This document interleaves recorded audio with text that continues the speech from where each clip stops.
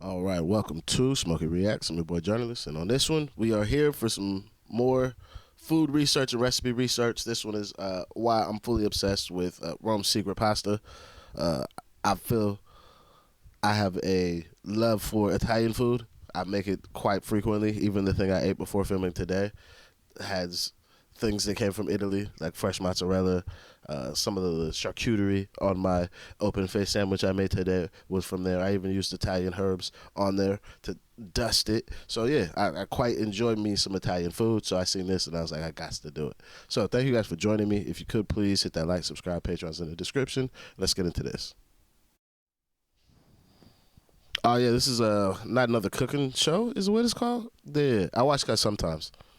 Now, if you think you've tried all of Rome's pastas, think again. Let me introduce you to pasta alla Zozzona, the secret Alla Roman pasta Zozzona. that combines cacio e pepe, carbonara, amatriciana, and aragriscia into one incredibly mind-blowing dish. So talk to me, Zozzona translates to filthy, but it can also be translated into something that's full of everything and is hard to describe. And it's insanely out-of-control delicious. So let's just jump right into it. Now, for the uninitiated, those who may not know what the four Roman pastas are, let me quickly walk you through it. Please do. I'm going to use a Venn diagram to do this, but I found Venn diagrams don't work. But on the internet, there was a great illustration that sort of showed.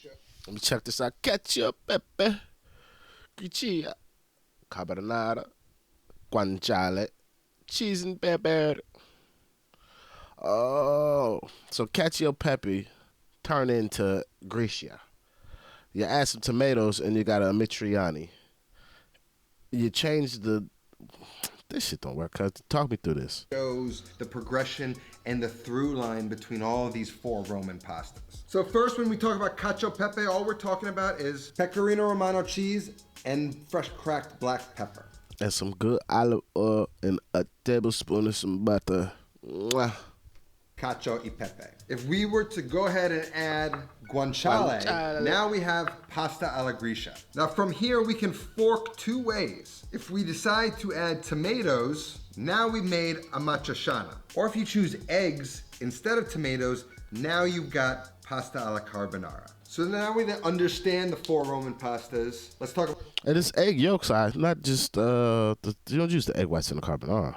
Surely not. About this dish. First, we've got guanciale. Guanciale usually comes coated in black pepper. So what I do is I cut off all the exterior black pepper parts, slice the guanciale into 3 pieces, depending on how thin or thick you want them, and then I cut them into these large chunks. You can cut them thinner if you want. It's really up to you. Now, if you're having trouble finding guanciale, I found this amazing new website, supermarketitaly.com. This is a commercial, Kyle. It's a commercial. Sausage. I've got about 2 links. I've taken them out of the case. We've also got some hot Italian pork sausage. I've got about 2 links. I've taken them out of the casing and broken them up a little bit. Got about 1 cup of pecorino romano grated, about 3 cloves of garlic that I've just sliced very thinly, black pepper, and 2 eggs, and we're just gonna go for the egg yolks on these eggs. With regard to weekday sauce, I've just had some weekday sauce. If you don't have weekday sauce, use a jar of tomato passata, about 2 cups of it, you're good to go. All we have to do is prep the carbonara cream. So I'm gonna take 2 eggs and I'm just gonna transfer the yolks into the large bowl. Now you just wanna do your best not to screw up the cracking of the eggs like I'm about to do. It's okay, just scoop out the yolk. A little white getting in it isn't a problem. In fact, you can use whole eggs if you want. It's just a bit richer with the yolks. Now we're gonna add some fresh cracked black pepper and about 3/4 of a cup of the fine grated pecorino romano and stir that all together until it sort of forms this paste. It's gonna get thinned out later with the guanciale fat and the pasta water, but keeping it thick for now is perfect. Now we're ready to cook. On the stove, I have a medium-sized pot with water coming up to a boil, and next to that, my go-to pasta pot, my 3-quart saucier. Then add the guanciale to a cold pan and turn on the heat to medium. And what we're looking to do at this stage is to render out a lot of that guanciale fat, browning the fat and the meat just like we would bacon. And just like bacon, when we start to get close to it being done, I like to pool the fat and the guanciale to one side of the pan and start to confit the meat in its own fat and help finish it get to a nice golden brown and to allow all the pieces to brown even. Once we get it nicely browned, fish out the crisp guanciale with a slotted spoon and pour half of the guanciale fat into a bowl to cool before we add it to the carbonara. My boy doing the madness in the kitchen right now. Back on the stove on medium-high heat and add the sausage to the remaining guanciale fat and use a flat-bottomed wooden spoon to sort of break up the sausage into smaller pieces. Fat bottom girls, you make the hear is the rockin' same world thing. You want go to cook out round. any of the liquid in that sausage and render out its fat, and then start Render to it. fry the sausage in the fat. And you can start to hear it once it starts to fry. That's when you know it's starting to brown. And about 2 minutes before it's done, toss in the sliced garlic and begin to toast those slices. Hit them with a little salt, and once it begins to brown around the edges, we can add in our tomato passata, or in my case, weekday sauce.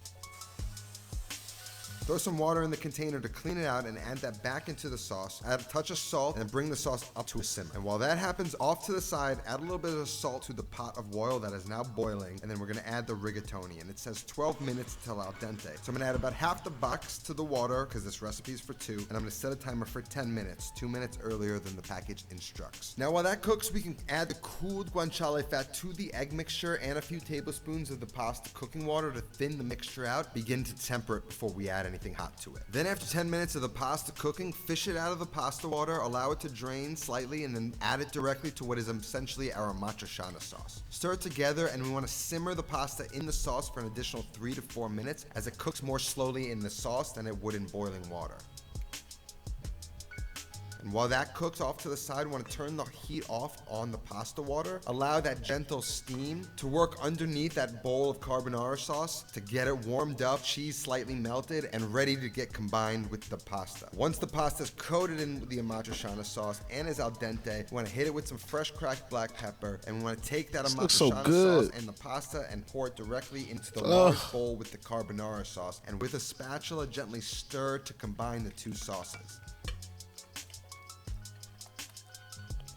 Oh, this looks like it's so tidy. You can add a touch of the pasta water, and once it all comes together and the sauce is clinging to the pasta and has kind of a vodka sauce vibe to it, adjust any seasoning. It almost has like a penne alla vodka kind of look with the sauce. A nice mound of that pasta, then some of the crispy chunks of guanciale, and then finish with some pecorino romano. Now I must say, the idea of combining all of the 4 most famous pastas Rome is known for into one dish seems like a very American thing to do. But I really must say, it does actually combine everything that's great about those 4 pastas into one pasta. Oh man. Sometimes cacio e pepe or carbonara can be on the heavy side. But by combining the acidity of the tomatoes and all that pork fat, you get everything that's great about a matriciana that I love, which is my favorite Roman pasta, except you get this kind of unctuous mouthfeel from the egg and the carbonara aspect of it. It's just absolutely to die for. And you don't have to go to Rome to taste it. Recipe's gonna be down in the description. That's all that I have today. I'll see you next time. Until then, take care of yourself and go feed yourself. Oh, that's a good way to say to flip. Go F yourself. Go feed yourself.